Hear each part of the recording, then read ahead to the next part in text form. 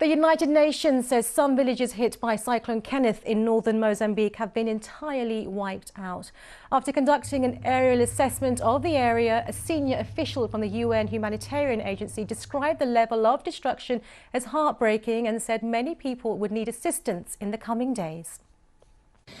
We're on the ground in Pemba. We've just come back from an aerial assessment where we've seen some of the villages that were hardest hit by the eye of Cyclone Kenneth.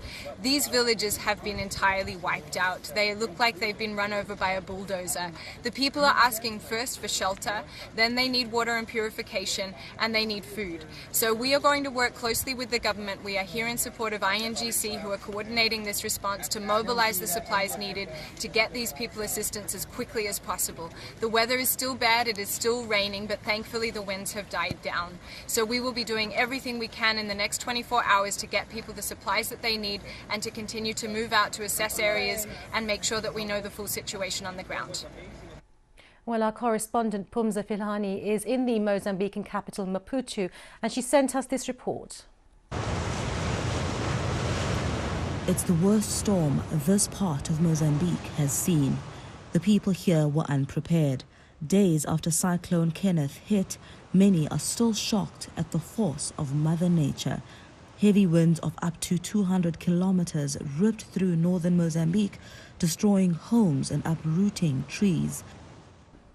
The people of Mozambique had barely recovered from another cyclone which hit the port town of Beira just over a month ago, causing death and destruction. The authorities this time around want to move even faster. They're desperate to get their hands on resources which will make it possible for them to get help to where it's needed most. It's an operation that's dependent on how nimble they are on the ground. Torrential rains are expected here over the next few days. This means there's a high risk of flooding and landslides. There are fears this could leave thousands of people trapped in remote villages. There are nearly 20,000 people in displacement centers. These are schools and churches that survived the impact. But as a clearer picture emerges of the destruction, more may be needed, local authorities have said. The worst affected areas are Pemba, Kisanga and Ibu Island. Teams have been deployed to the area. Officials say this will determine where help is needed most. One death has been confirmed, but there are fears that figure will rise over the next few days. But for some, life now has become a search for the next meal. They are relying on aid efforts. It's a desperate time for the survivors.